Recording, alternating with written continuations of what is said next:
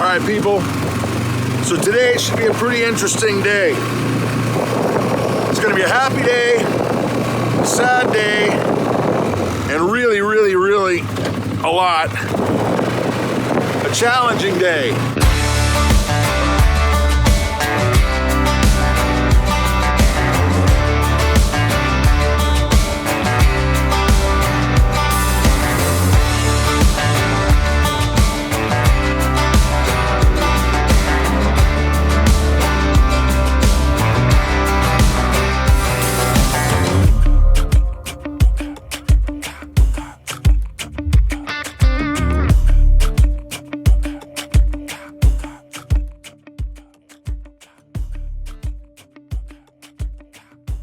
So a challenging day, absolutely 100% yes.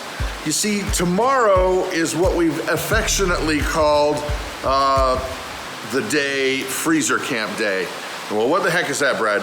Well, our piggies, it's time for them to be processed. And so instead of going to summer camp, they're going to freezer camp.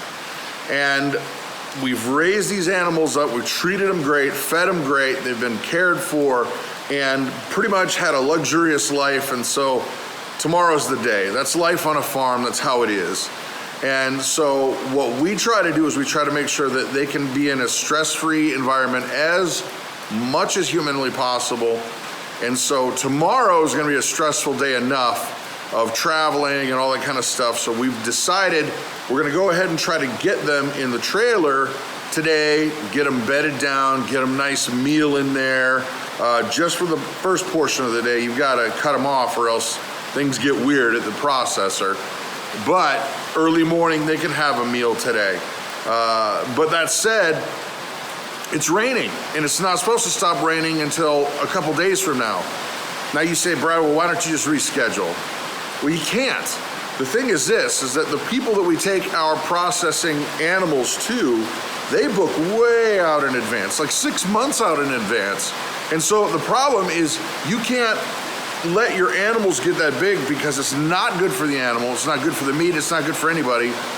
Feed costs go up, you gotta overwinter them, there's all kinds of problems that can happen there, stresses, so that's just out.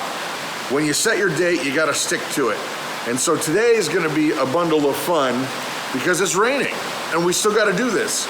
So my thought is I'd rather have them more stressed out today and then relax than all of it happen all at once tomorrow. So first things first, I got a bunch of equipment to move in order to get our stock trailer out. So here we go. All right, so first things first, all this equipment, that one's easy. But all this equipment's got to move because this stock trailer is buried way back in here, and that's not going to move easily. I mean, that would be a pain. I can probably get this boat out of the way, but then it's got to get around that baler because that joker right there, that thing is heavy. So I'm going to try to figure out a way to move it with a jack or something and get it on a vehicle, but we got a mess here. Oh, there's the remains of the bus. That's a whole other story. Well, let's get to it.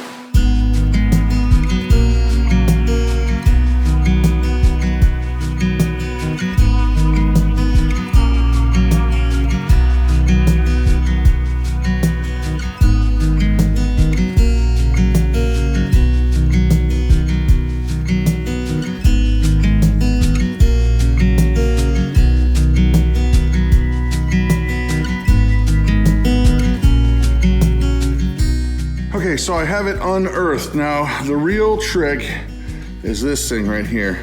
That tongue is heavy, and I'm not ashamed to tell you that it's me and Jonathan that had a hard time moving that thing around. And Jonathan ain't, you know, he ain't strong like beefcake world, you know, class bodybuilder, and neither am I. But we're not weak either, and that thing was rough to move. So I guess I'm gonna try to use the ATV. Well, fingers crossed.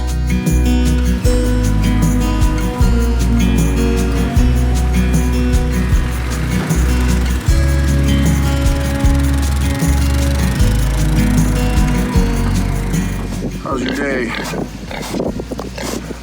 Yeah, we're gonna try and do this the easiest we can, my friend.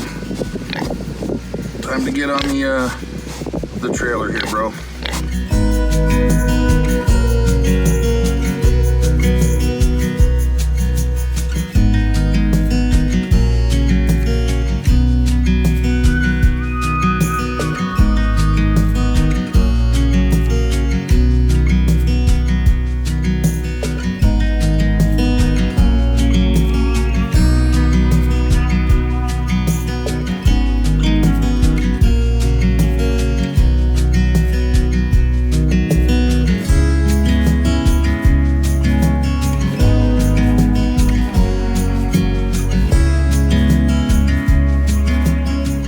Down. One to go. There's no running, no yelling. No. Just There's no following the food. Falling under pigs or anything like that. Let's see if we can get this one, hopefully, similarly. Yeah.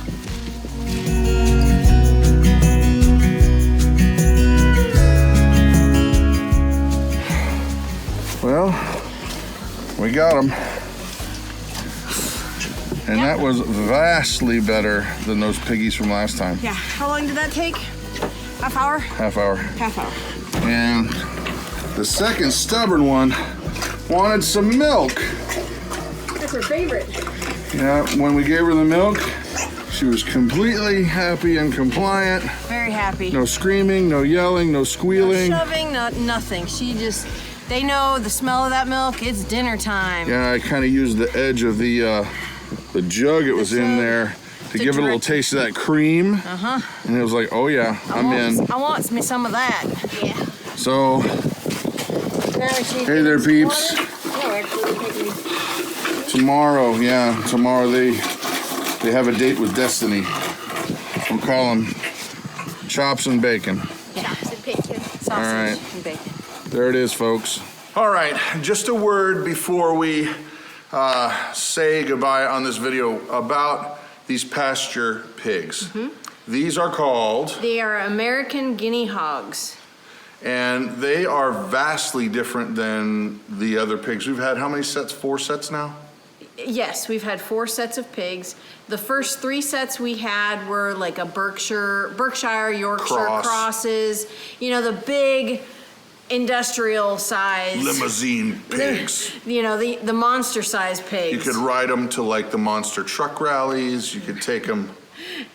It's like a Wilbur pig. They're big. They're very big. And we let them get too big last time, but that's a whole different story. Right. But these pigs, they don't get as big intentionally. They're kept smaller. Tell why. Well, these are considered a pasture pig, where they'll eat grass and they do a bit of rooting, not a ton. Unlike the larger, you know, Yorkshire, Berkshire cross type pigs, or the can't remember the other name. Anyway, they'll destroy whatever pasture they're on. These will eat the grass. They will eat the veggies. Like we had a bunch of veggies in our garden still, so they ate all of those. They grow slower. They take 12 to 18 months to mature. However, it is a better quality meat from what we've been told. We're going to learn that here Jury's next out. week. Right. But it's a better quality meat versus the industrial size. Yeah, well, what we've been told about the meat is it's actually more beef-like. Mm-hmm. And what that means, I have no idea. People, you know, they make comparisons about this and that. But what I would like to talk about that was a huge difference in these pigs versus the other, you know, and like I said, we're not like the old man on the sea when it comes to these pigs. No. This will be the 5th set of pigs that we've done. We've done 4 sets before, and then this is the 5th set. Well, they're nice. They're nicer. Yes. They're not biting at each other. They're not biting at us. They're slow. They basically kind of lay around. They basically take up space, and they're easy, and they don't really do much. They poop in one little area. We started out with them in the barn because it was more convenient when they were little. Mm-hmm. But then when we realized, wait a minute, we're missing out on a second benefit of this. Even though they had sunlight and all that kind of stuff in the barn, we're like, let's get them outside. Mm-hmm. And double duty. Our garden was done. which that's a whole other story. Yeah, we're not talking about that. But they're a very docile pig. Even if you want to, these are a great pig to raise on a homestead because the males are very docile compared to the males of the Yorkshires. They're kind of mean. So these are very docile pigs. They're a great homestead pig. Good to have around the kids. Yes. The kids liked them. The kids would feed them by hand. Every once in a while, someone would say that one bit me, but I don't think they were biting for fingers. They were biting for food. Right. They were hungry. Yeah. And so all in all, in terms of the hassle factor, I'm done with the other kind of pigs. Oh, me too. I'm done with those. Oh my gosh, they're a problem. And they're always like grabbing at the food and grabbing at each other. Where these were pretty much chilled out. They were like, hey man, let's just live and let live. Yep, they're really easy to lead around. They knew where their food came from. Usually it was me and the kid, us and the kids. So they knew what bucket we used, so they knew where to go, and they'd just follow. And they did great getting into the trailer. Yep. So tonight they relax. Tomorrow they have a date with Destiny, unless some crazy thing happens.